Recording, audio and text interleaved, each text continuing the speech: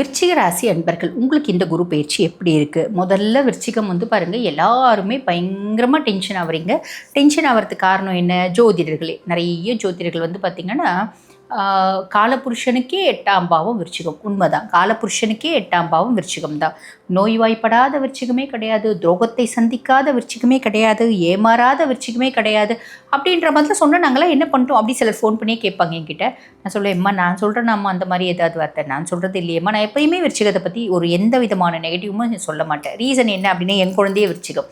அப்போ நம்ம வீட்டில் ஒருத்தவங்க அந்த ராசி இருந்தால் மட்டும்தான் நம்ம நெகட்டிவாக சொல்ல மாட்டோமா? அப்படி கிடையாது. உண்மையாகவே நெகட்டிவ் இருந்தால் சொல்லலாம், நெகட்டிவ் இல்லாத பட்சத்தில் நம்ம ஏன் சொல்லலாம்? அப்போ விருச்சிகத்தை பற்றி அவங்களாம் பொய் சொல்கிறாங்களா? யாரும் பொய் சொல்ல, எல்லாம் உண்மை தான் சொல்கிறாங்க. அப்படின்னா என்ன அர்த்தம்? குழப்பமாக இருக்கேங்க. எந்த குழப்பமும் வேண்டாம். பொதுவாக காலபுருஷனுக்கு 8ஆம் பாவம் அப்படின்றதுனால எல்லா ஜோதிடர்களும் சொல்கிறாங்க பார்த்தீங்களா? இது அத்தனையும் உண்மை தான்.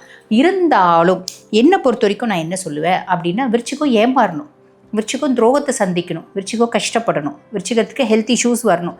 இப்படி வந்துட்டே இருக்குதுன்னு வச்சுக்கோங்களேன். ஆன் அண்ட் ஆஃப் இது வருது அப்படின்னா, ஒரு நேரம் விருச்சிகத்துக்கு அப்படியே சுரீல்னு ஒரு மனசில் பார்த்திங்கன்னா ஒரு சூரியோதயம் மாதிரி ஒரு எண்ணம் தோணும். என்ன, நம்மளை எவ்வளோ தான்ப்பா ஏமாத்துறாங்க, இனி யார்கிட்டையும் ஏமாறக்கூடாது, வாழ்க்கைனா என்னன்னு புரியணும் அப்படின்ற மாதிரி தோணும். நம்மளை ஏமாத்துற பொண்ணு முன்னாடி நம்ம பெரிய லெவலில் சாதிக்கணும் அப்படின்னு தோணும். அந்த உந்துதல் தான் விருச்சிகத்தை பெரிய ஆளாக்கும். அப்போ நீங்கள் யோசிச்சு பாருங்கள், அந்த விருச்சிகம் ஏமாறுறது இதெல்லாம் நல்லதா? ரொம்ப நல்லது. கவலைப்படணுன்ற அவசியமே இல்லை. இன்றைக்கி நீங்கள் கஷ்டத்தை சந்திக்கிறீங்களா, நாளைக்கு பெருத்த சந்தோஷம் அப்படின்றது சாலிடாக உங்களுக்கு வரப்போகுது.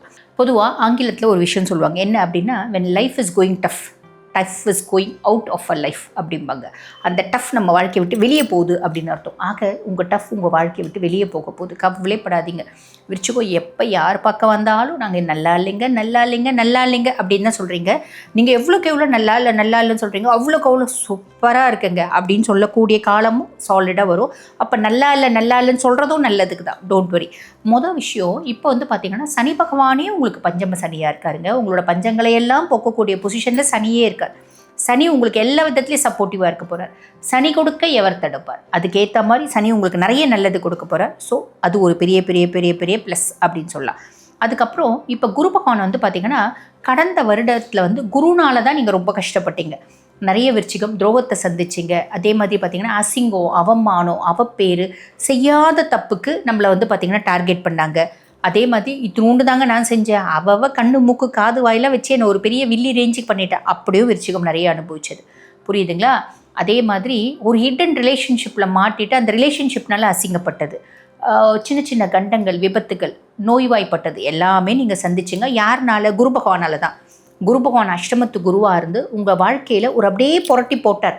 அதே குரு பகவான் இப்போ பாக்கிய குருவாக இருந்து உங்கள் வாழ்க்கையில் அப்படியே மேலே கொண்டு போப்பார். கவலையே பட வேண்டாம். சரி, இப்போ விருச்சிக ராசி அன்பர்கள் ரொம்ப இளம் வயசு, நான் யூஜி முடிச்சிட்டேங்க, பிஜி படிக்கலான்னு பிளான் பண்ணுறேன். எக்ஸாக்டாக இந்த காலகட்டம் சூப்பரான காலகட்டம். அழகாக சீட்டு வாங்கிடுவீங்க. வெளிநாட்டுக்கு போய் படிக்கலான்னு நினைக்கிறேன், சூப்பராக படிக்கலாம். ஆன்மீகம் சார்ந்த சுற்றுலா போகலான்னு நினைக்கிறேன், அழகாக போகலாம். இன்ப சுற்றுலா போகலான்னு நினைக்கிறேன், அழகாக போகலாம். அப்பாவுக்கும் உங்களுக்குமான கருத்து வேறுபாடும் மாறும்.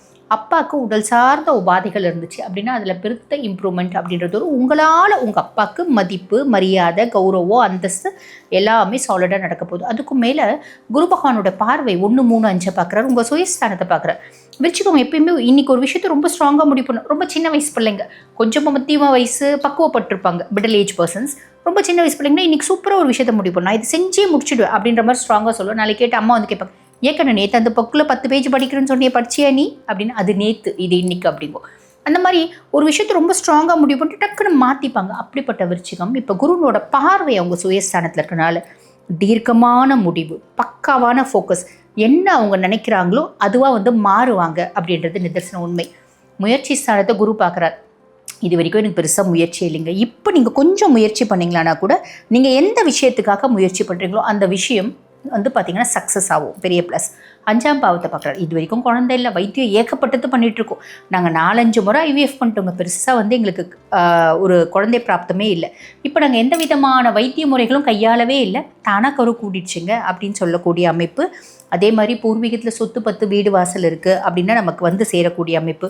குட்டி குட்டி டூர்ஸு, ட்ராவல்ஸ் இதெல்லாம் அழகாக போயிட்டு நம்ம வர்றதுக்கான அமைப்பு. ஆன் தி ஹோல் நிறைய நல்லது நடக்க போதுமா, கவலைப்படணும் அப்படின்ற அவசியமே இல்லை. இருந்தாலும் ஜாக்கிரதையாக இருக்கணும் அப்படின்னு ஒரு சில விஷயத்தில் சொல்லுவீங்களேங்க, அது ஏத்தலைங்க அப்படின்னா, ராகு பகவான் 4ஆம் பாவத்தில் இருக்கார். சுகஸ்தானத்தில் ராகு என்னோட கம்ஃபர்ட்டுக்காக நான் ஒரு பொருள் வாங்குறேன். எனக்கு ரொம்ப வசதி வாய்ப்பு இருக்குது, நான் 10 லட்ச ரூபாய் கார் வாங்கணும்னு போகிறேன், 21 லட்ச ரூபாய் ஸ்டேவியா வாங்கிட்டு வந்துடுறேன், தப்பு இல்லை, வாங்கிக்கலாம். எனக்கு வசதி வாய்ப்பே இல்லை, எனக்கு கார் வேணும், நான் 10 லட்ச ரூபாய் கார் வாங்கணும்னு போகிறேன், அங்கே போனால் எனக்கு ஸ்டேவியை தான் பிடிச்சிருக்கு, நான் 21 லட்ச ரூபாய் வண்டி வாங்கிடுறேன். அப்போ நம்மளுக்கு இஎம்ஐ கட்டும்போது கொஞ்சம் யோசிப்போம், ஐயோ எனக்கு இன்றைக்கி காருக்குள்ளே போகிறதுக்கு கெத்தாக தான் இருக்குது, எல்லோரும் முன்னாடியும் நல்ல பந்தாவான லக்ஸரியஸ் காரில் போகிறது நல்லா தான் இருக்குது, இருந்தாலும் டியூ கட்ட முடியலையா, அன்றைக்கி ஒரு நிமிஷம் யோசிச்சிருந்தா நல்லா இருந்திருக்குமோ அப்படின்ற மாதிரி வருத்தப்படக்கூடிய அமைப்பு. ஆக அதில் கவனம் அப்படின்றது வச்சுக்கோங்க. அதே மாதிரி வழிபாடு நாங்கள் என்னம்மா பண்ணணும் அப்படின்னா, பொதுவாக விருச்சிகத்தில் நீங்கள் பிறந்துட்டீங்க அப்படின்னாலே உங்கள் சுய ஜாதகத்தில் செவ்வாய் நல்லா இருந்தாலும் சரி, நல்லா இல்லை அப்படின்னாலும் நீங்கள் வழிபாடு பண்ண வேண்டிய கடவுள் யார் அப்படின்னா, முருகப்பெருமான வழிபாடு பண்ணிக்கோங்க. முருகப்பெருமான உங்களோட ஸ்டில் த எண்ட் வரைக்கும் நீங்கள் வழிபாடு அப்படின்றது பண்ணிக்கணும். அதே மாதிரி ராகுவை நம்ம பசிஃபை பண்ணுற மாதிரி சில விஷயங்கள் பண்ணிக்கலாம்.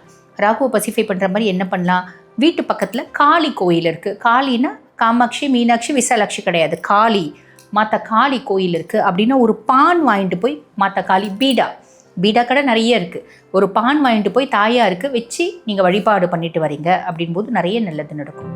வாழ்த்துக்கள்.